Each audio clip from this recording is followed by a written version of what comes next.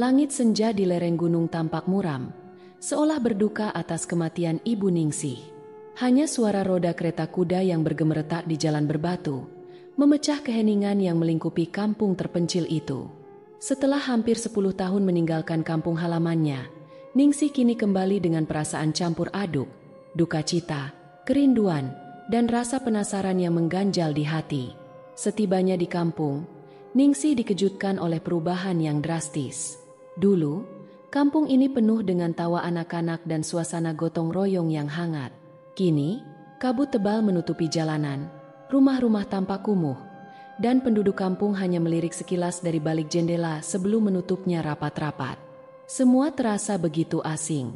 Di rumah tua peninggalan ibunya, Ningsih bertemu dengan pamannya, Pak Karta, yang terlihat lebih tua dari usianya. Wajahnya keriput, matanya cekung, dan raut mukanya dipenuhi kekhawatiran. "Pak Karta, kenapa suasana kampung seperti ini?" tanya Ningsih saat mereka duduk di ruang tamu yang hanya diterangi oleh lampu minyak. Pak Karta menghela napas berat. "Banyak yang berubah sejak kau pergi. Kampung ini bukan lagi tempat yang kau kenal.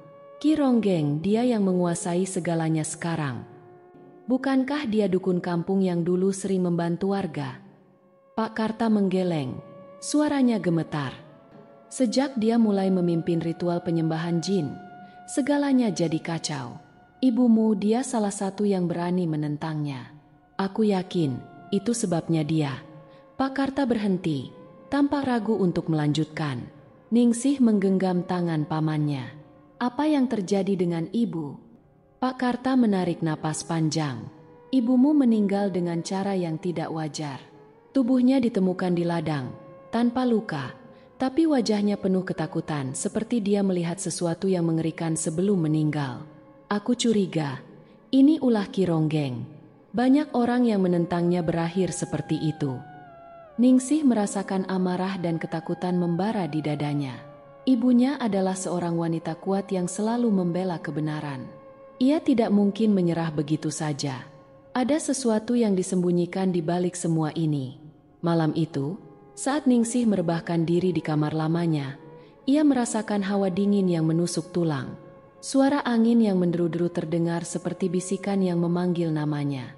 Saat matanya hampir terpejam, suara lirih terdengar dari arah jendela.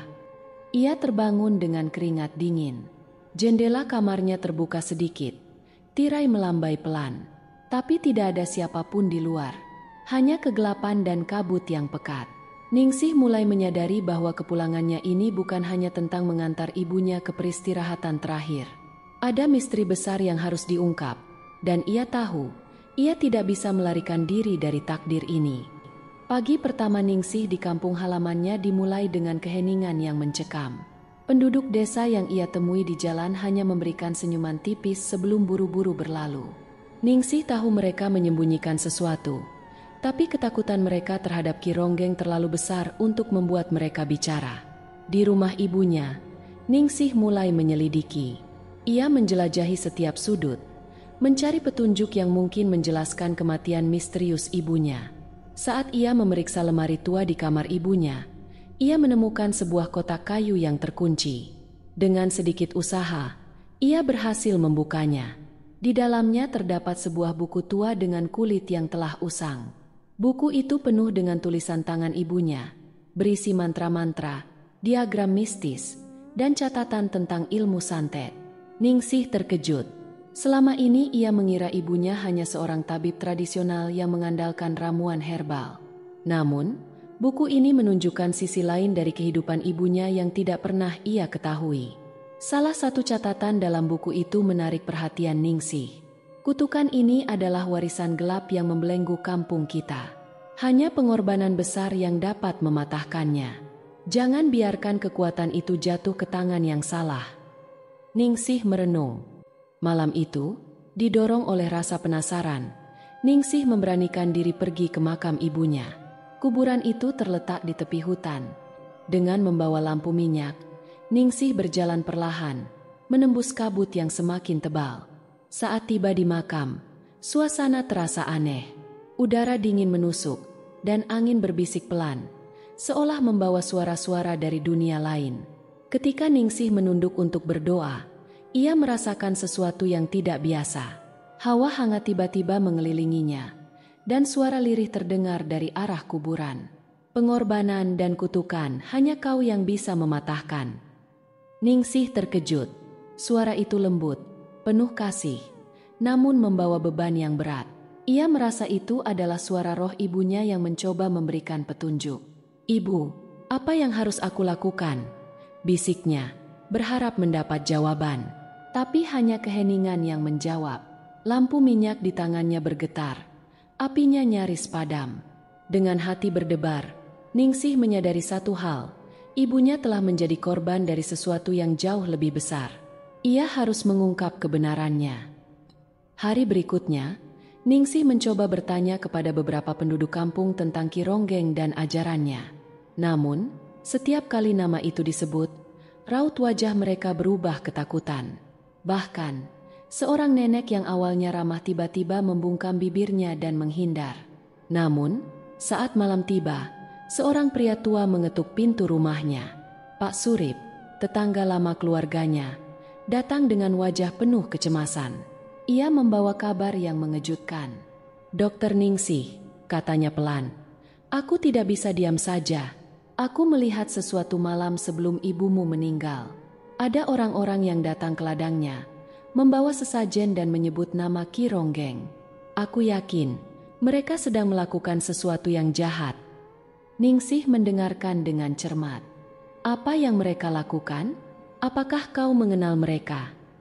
Pak Surip menggeleng. "Aku terlalu takut untuk mendekat. Tapi aku tahu ini ada hubungannya dengan Ki Ronggeng. Dia sudah terlalu lama menguasai kampung ini dengan ajaran sesatnya. Banyak yang diam karena takut.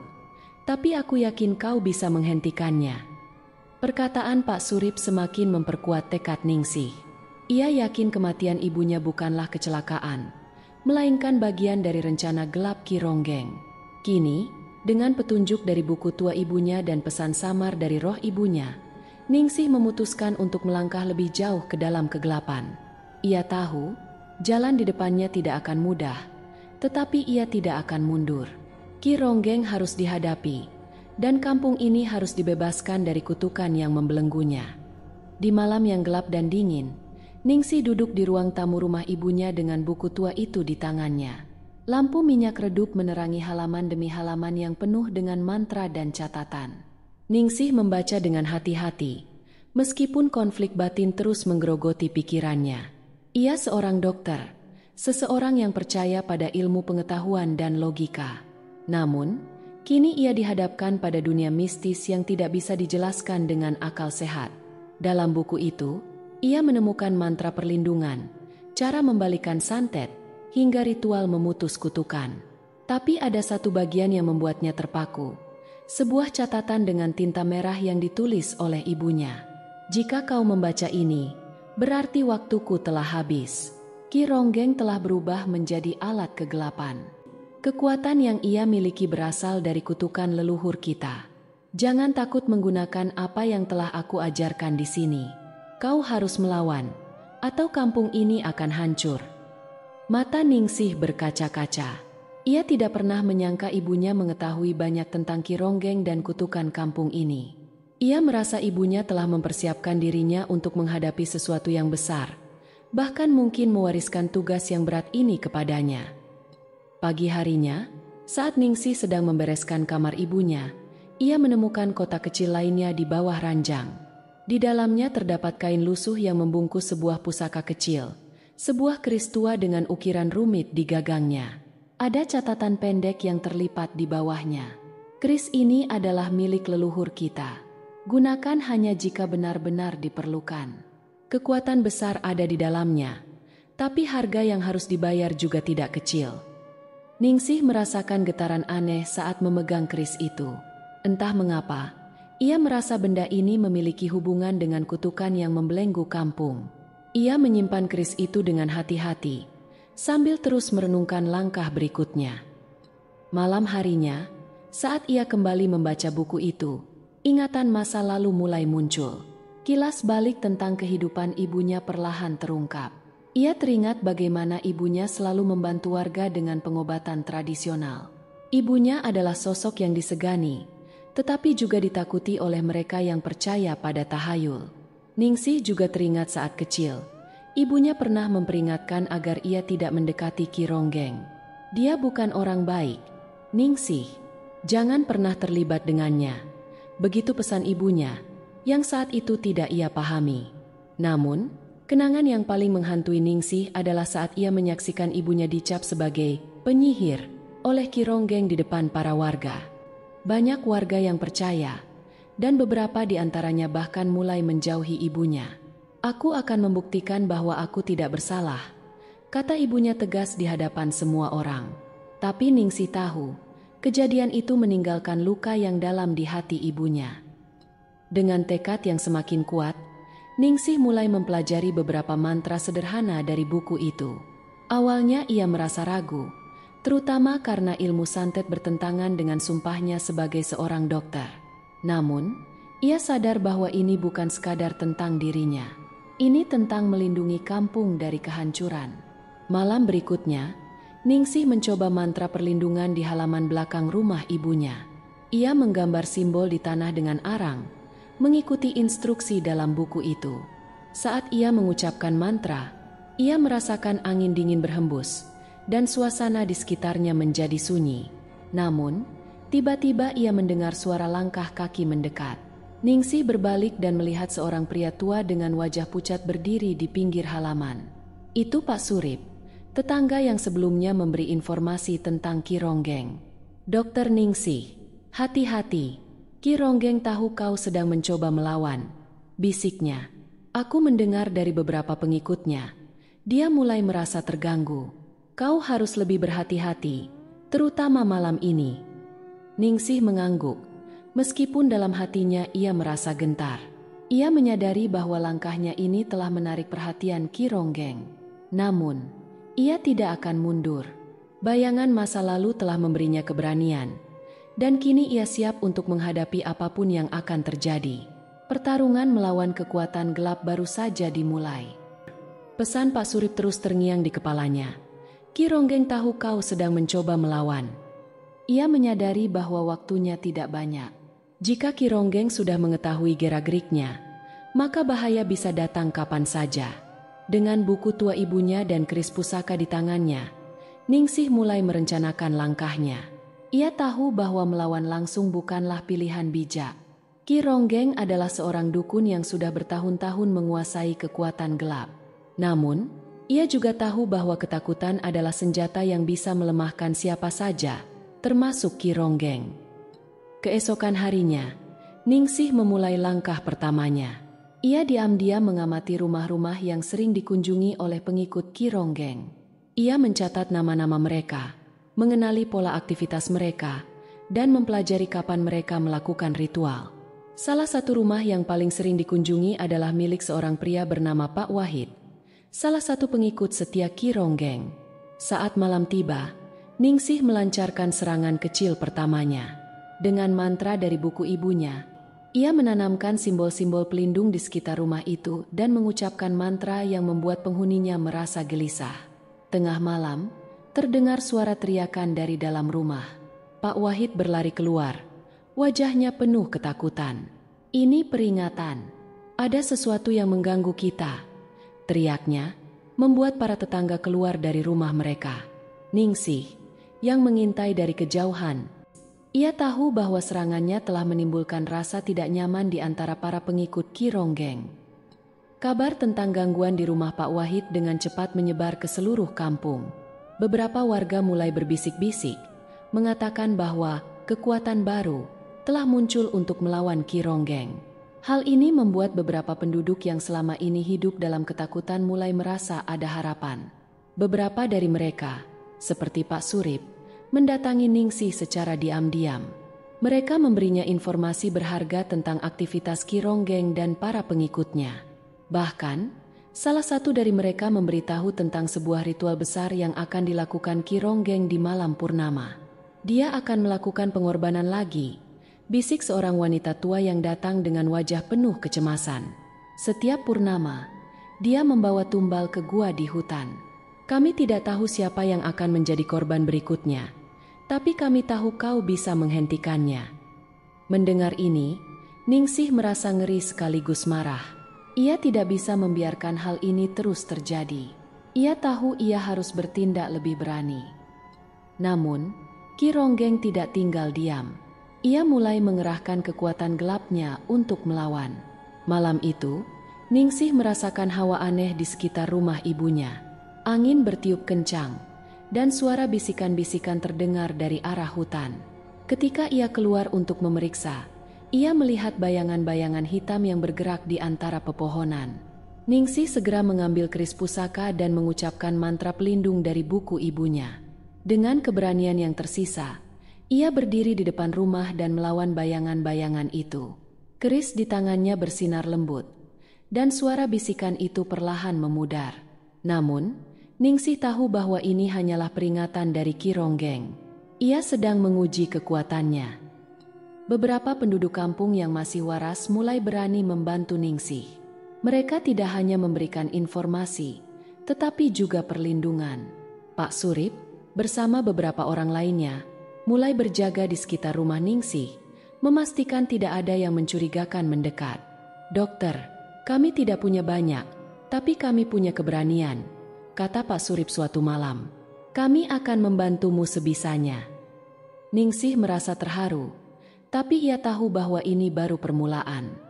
Untuk benar-benar melawan Ki Ronggeng, ia harus mematahkan akar kekuatannya, kutukan kampung yang telah bertahan selama puluhan tahun. Dan untuk itu, ia harus menggali lebih dalam, meskipun itu berarti mempertaruhkan nyawanya sendiri. Perlawanan baru saja dimulai, dan Ningsih bersiap menghadapi apapun yang akan datang.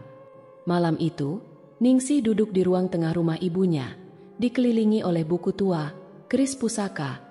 Ia mempelajari semua petunjuk yang ia temukan sejauh ini, mencoba menyatukan potongan-potongan misteri yang masih menggantung. Pesan dari roh ibunya, catatan dalam buku tua, dan cerita dari para penduduk semuanya mengarah pada satu hal, kutukan yang menjerat kampung ini. Pagi berikutnya, Ningsih pergi menemui Pak Surip dan beberapa penduduk yang berani mendukungnya. Mereka berkumpul di sebuah gubuk kecil di tepi hutan, jauh dari pandangan Ki Ronggeng dan pengikutnya. Di sana, Pak Surip menceritakan kisah kelam kampung ini yang diwariskan turun-temurun. Dulu, leluhur kampung ini membuat perjanjian dengan jin penunggu gunung, kata Pak Surip dengan suara pelan. Mereka meminta perlindungan dan kemakmuran untuk kampung ini, tetapi sebagai gantinya, mereka harus memberikan tumbal setiap tahun. Mata Ningsih melebar. "Tumbal?" tanyanya, meskipun ia sudah bisa menebak jawabannya. Pak Surip mengangguk. Perjanjian itu berlangsung selama beberapa generasi. Tapi ketika leluhur kita berhenti memenuhi janji itu, kutukan mulai melanda. Panen gagal, penyakit menyebar, dan orang-orang mulai menghilang. Ki Ronggeng menemukan cara untuk memanfaatkan kutukan itu untuk kepentingannya sendiri. Ia mempersembahkan tumbal kepada jin tersebut untuk mendapatkan kekuatan besar. Ningsih merasa darahnya mendidih. Jadi, Ki Ronggeng tidak hanya membiarkan kutukan ini berlanjut, tetapi ia juga menggunakannya untuk menguasai kampung. Pak Surip mengangguk lagi. Benar, dia membuat penduduk percaya bahwa mereka harus tunduk padanya untuk selamat dari kutukan. Tapi itu semua kebohongan. Dia hanya memperkuat dirinya sendiri. Malam itu, Ningsih kembali ke rumah ibunya dengan pikiran yang kacau. Ia membaca ulang catatan dalam buku tua, mencari cara untuk memutus kutukan tersebut. Salah satu halaman menarik perhatiannya. Untuk mematahkan kutukan, perjanjian harus diakhiri di tempat ia dibuat. Gunakan pusaka leluhur, dan darah keturunan terakhir akan menjadi kunci. Ningsih terdiam. Ia menyadari bahwa tugas ini lebih besar dari yang ia bayangkan. Perjanjian itu harus dipatahkan di tempat asalnya, di gua tempat Ki Ronggeng melakukan ritual. Namun, kalimat terakhir di catatan itu membuatnya merinding. Darah keturunan terakhir akan menjadi kunci. Apakah itu berarti dirinya? Beberapa hari berikutnya, Ningsih mempersiapkan dirinya. Ia belajar lebih banyak mantra dari buku tua, berlatih menggunakan keris pusaka, dan meminta penduduk yang mendukungnya untuk tetap waspada. Ia tahu ia tidak bisa melakukan ini sendirian, tetapi ia juga tidak ingin terlalu banyak orang terlibat dan menjadi korban. Namun, Ki Ronggeng semakin gencar menunjukkan kekuatannya.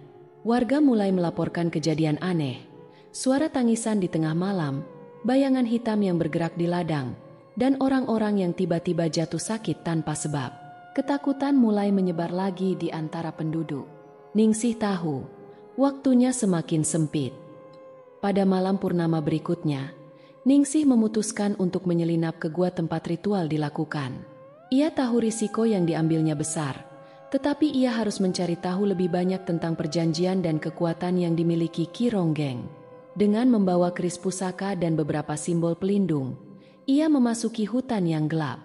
Saat ia mendekati gua, hawa dingin menyelimuti tubuhnya. Di dalam gua, ia melihat bekas-bekas ritual, lingkaran simbol-simbol mistis yang tergambar di tanah, sesajen yang sudah membusuk, dan lilin-lilin hitam yang tersusun melingkar. Namun, yang paling menarik perhatiannya adalah sebuah altar batu besar di tengah gua. Di atas altar itu terdapat ukiran kuno yang menggambarkan manusia bersujud kepada sosok yang menyerupai jin. Ningsih menyentuh altar itu, dan tiba-tiba sebuah penglihatan melintas di benaknya. Ia melihat leluhur kampung ini membuat perjanjian dengan jin di tempat yang sama, menjanjikan tumbal sebagai imbalan. Ia juga melihat bayangan Ki Ronggeng melakukan ritual yang sama, tapi dengan niat memperkuat dirinya sendiri. Penglihatan itu membuat Ningsih yakin, jika ia ingin mematahkan kutukan, ia harus menghancurkan altar ini. Saat ia keluar dari gua, Ningsih mendengar suara tawa pelan yang menyeramkan.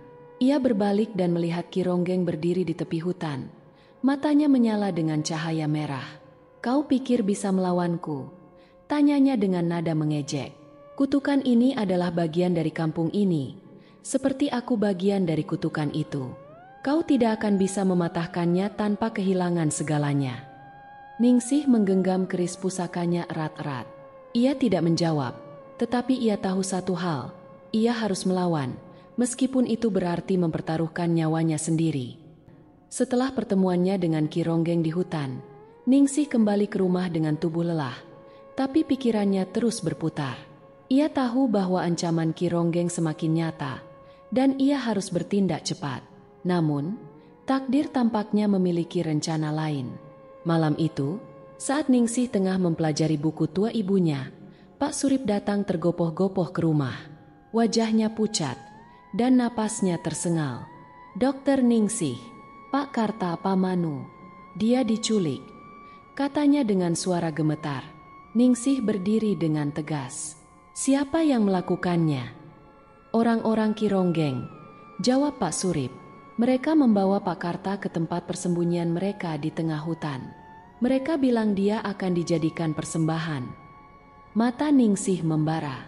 Ia tahu bahwa ini adalah bagian dari rencana Ki Ronggeng untuk melemahkannya, tetapi ia tak mungkin membiarkan pamannya, satu-satunya keluarga yang tersisa, menjadi korban. Malam itu, Ningsih mempersiapkan diri. Ia mengambil keris pusaka, beberapa simbol pelindung, dan buku tua ibunya. Dengan napas berat, ia memandang ke arah hutan dari depan rumah. Bayangan pepohonan yang menjulang tinggi tampak seperti gerbang menuju kegelapan. "Aku tidak akan membiarkan Ki Ronggeng mengambil satu-satunya keluarga yang tersisa," gumamnya. Dengan tekad yang bulat, ia melangkah ke dalam kegelapan hutan. Perjalanan ke tempat persembunyian Ki Ronggeng penuh dengan ketegangan. Angin malam berhembus dingin, membawa bisikan aneh dari balik pepohonan. Namun, Ningsih tetap melangkah, berpegang pada kekuatan yang diberikan oleh ibunya melalui buku tua itu. Ketika ia mendekati gua yang dimaksud, hawa dingin semakin terasa menusuk, dan suara gemerisik dari semak-semak membuat jantungnya berdegup lebih cepat. Di depan gua, ia melihat beberapa penjaga dari kelompok Ki Ronggeng. Dengan hati-hati, ia mengambil simbol pelindung dari kantongnya dan merapal mantra untuk mengalihkan perhatian mereka. Dalam sekejap, suara gemeretak kayu terdengar dari sisi lain hutan, membuat para penjaga berpaling dan meninggalkan pos mereka untuk memeriksanya. Kesempatan ini dimanfaatkan Ningsih untuk menyelinap masuk ke dalam gua. Lorong gua itu sempit dan gelap, dipenuhi dengan aroma busuk yang menyengat. Di dalamnya, ia menemukan ruang besar dengan simbol-simbol kuno terukir di dinding dan sebuah altar batu di tengah ruangan. Pak Karta terikat di altar tersebut, terlihat lemah tetapi masih sadar. "Kau akhirnya datang." Suara Ki Ronggeng menggema di seluruh ruangan. Dari balik bayangan, ia muncul dengan tongkat kayu di tangan. Matanya memancarkan rasa percaya diri yang menyeramkan. "Kau pikir bisa melawan aku dan kekuatan leluhur kampung ini?" Ningsih tidak menjawab. Ia menghunus keris pusaka yang kini bersinar lembut dalam gelapnya gua. "Lepaskan pamanku," katanya dengan nada tegas. "Aku tidak akan membiarkanmu terus meneror kampung ini." Ki Ronggeng tersenyum licik. "Kau tidak mengerti apa yang sedang kau lawan. Kutukan ini adalah bagian dari kampung, seperti aku bagian darinya. Kau tidak bisa melawan takdir ini tanpa kehilangan segalanya." Pertempuran sengit pun terjadi. Ningsih menggunakan mantra perlindungan dari buku ibunya dan mencoba menahan serangan Ki Ronggeng yang datang dengan kekuatan mistisnya. Cahaya dari keris pusaka menjadi pelindung sekaligus senjata baginya, tetapi kekuatan Ki Ronggeng sangat besar, membuatnya kewalahan. Di tengah pertempuran, Ningsih menemukan cara untuk menciptakan celah. Ia mengarahkan kerisnya ke simbol di lantai, merapal mantra penghancur yang dipelajarinya. Ledakan energi kecil terjadi, membuat Ki Ronggeng terdorong mundur. Saat itu, Ningsih dengan cepat membebaskan Pak Karta dari ikatan di altar. "Kau harus pergi sekarang," serunya kepada pamannya. Namun, Pak Karta bersikeras untuk tetap tinggal bersamanya. "Kalau begitu, kita harus pergi bersama," kata Pak Karta. Dengan sisa tenaga, mereka berdua berlari keluar dari gua, sementara Ki Ronggeng berteriak marah di belakang mereka. Ketika mereka mencapai batas hutan, Ningsih dan Pak Karta terjatuh ke tanah, kehabisan napas. Pak Karta memegang bahu keponakannya dengan erat. "Kau terlalu berani untuk menghadapi Ki Ronggeng," katanya dengan suara gemetar. "Aku tidak punya pilihan," jawab Ningsih. "Dia harus dihentikan, tidak peduli berapapun harganya." Di kejauhan, tawa Ki Ronggeng menggema di antara pepohonan, seperti ancaman bahwa ia akan kembali untuk menyelesaikan apa yang telah dimulai. Ningsih tahu bahwa ini baru permulaan. Untuk menghancurkan kutukan, ia harus kembali ke gua itu, tetapi kali ini dengan persiapan yang lebih matang. Waktu terus berjalan, dan perjuangan sesungguhnya baru saja dimulai. Hari semakin mendekati malam ketika Ningsih bersiap untuk kembali ke gua tempat Ki Ronggeng bersembunyi. Setelah berhasil menyelamatkan Pak Karta, ia menyadari bahwa ini adalah momen penentu. Kutukan kampung tidak akan hilang jika Ki Ronggeng tetap hidup, dan kekuatan gelap yang menopangnya tidak dihancurkan. Bersama beberapa penduduk kampung yang memberanikan diri untuk membantunya, Ningsih menyusun rencana. Ia membawa keris pusaka, buku tua ibunya, dan beberapa jimat pelindung yang diberikan oleh Pak Surip.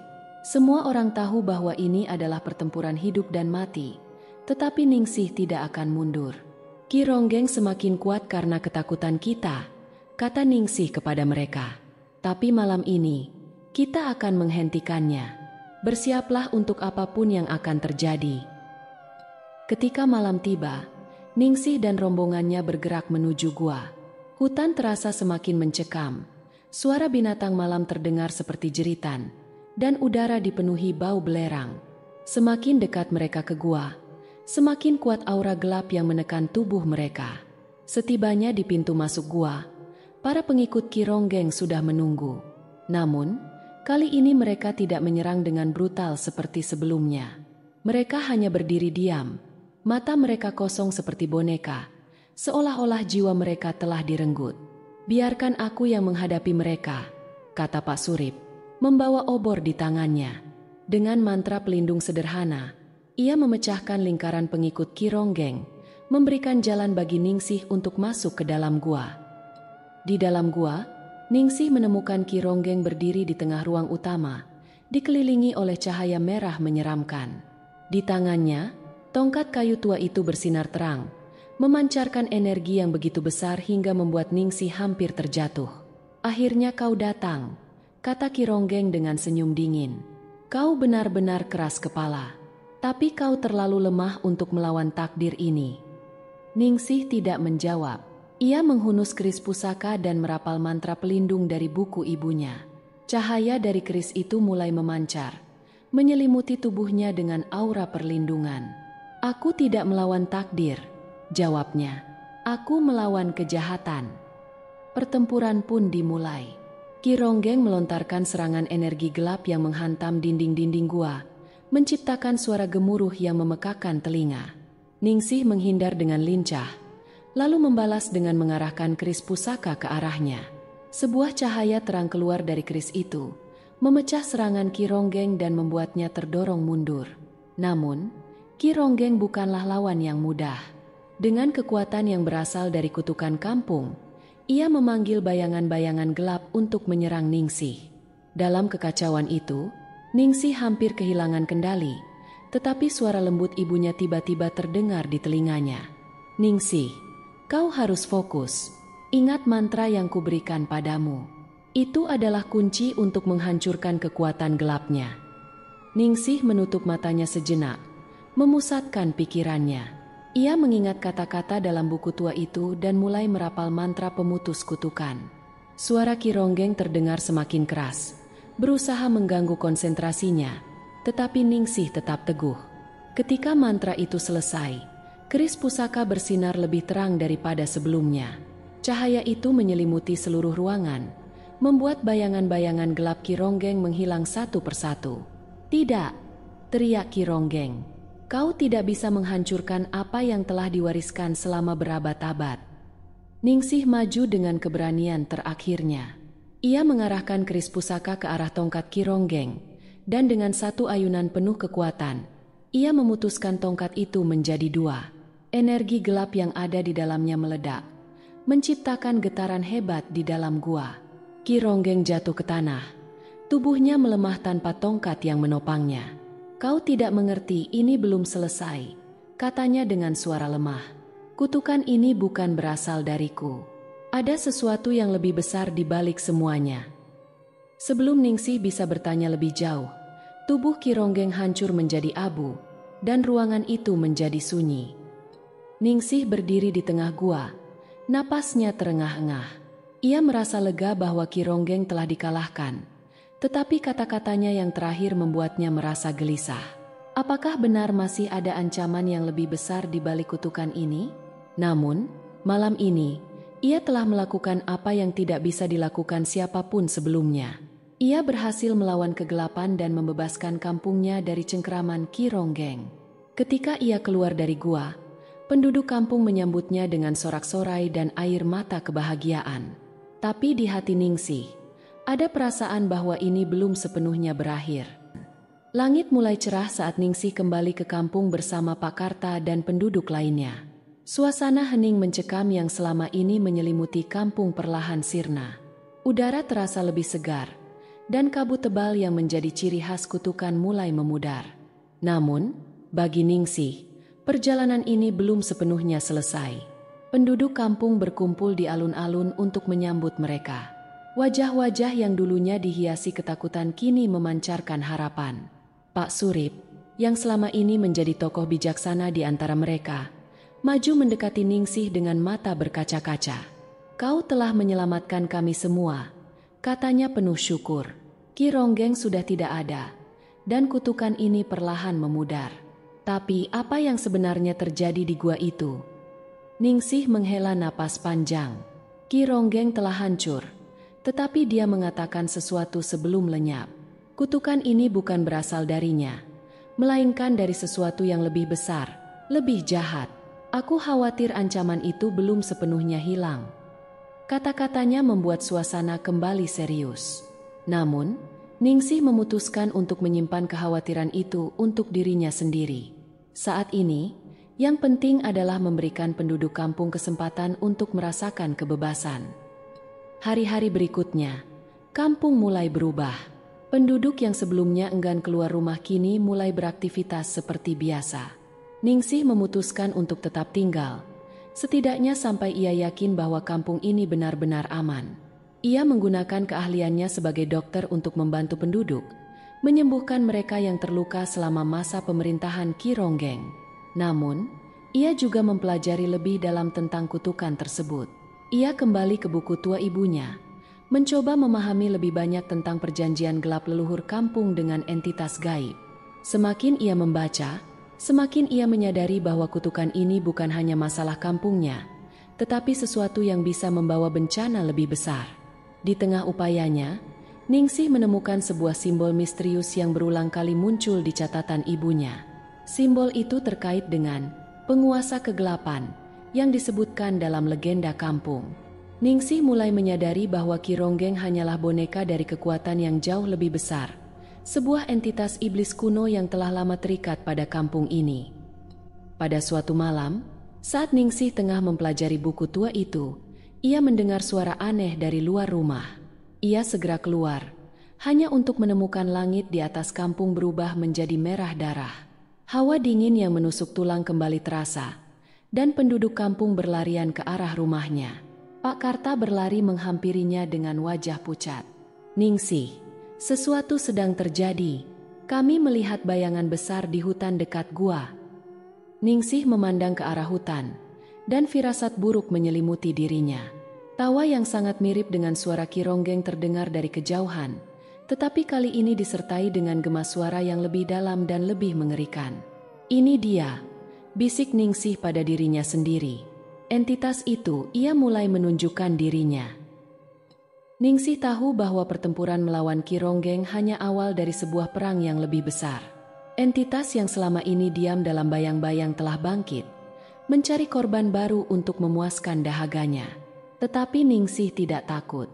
Ia menatap kampungnya yang kini perlahan bangkit dari keterpurukan dan merasa bahwa ia memiliki tanggung jawab lebih besar. Dengan keris pusaka di tangan dan pengetahuan dari buku tua ibunya, Ningsih bersiap untuk melawan ancaman yang lebih besar.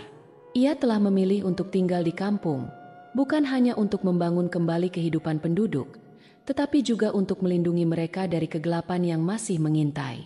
Perjalanan Ningsih belum berakhir.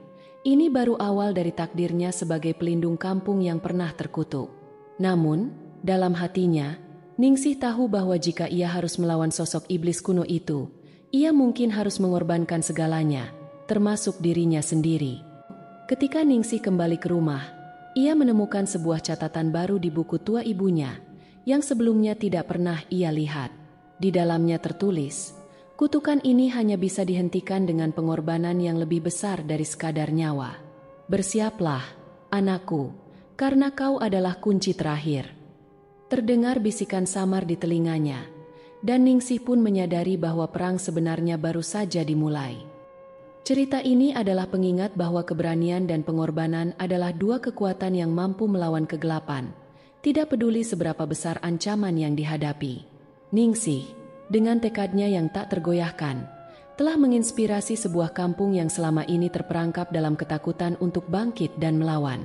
Namun, kehidupan tidak selalu memberikan akhir yang benar-benar damai.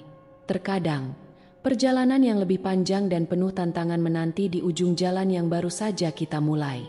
Bagi Ningsih, pertempuran melawan Ki Ronggeng adalah awal dari sesuatu yang lebih besar, sesuatu yang akan menguji batas keberanian, keyakinan, dan kemanusiaannya. Meski begitu, satu hal yang pasti, harapan tidak pernah benar-benar padam selama ada orang-orang seperti Ningsih yang berani berdiri di tengah kegelapan, menjadi cahaya bagi mereka yang tersesat. Kisah ini berakhir di sini, tetapi perjuangan Ningsih akan terus hidup. Sebuah kisah yang mengajarkan bahwa terkadang, dalam menghadapi kegelapan, kita tidak hanya menemukan keberanian tetapi juga menemukan siapa diri kita sebenarnya.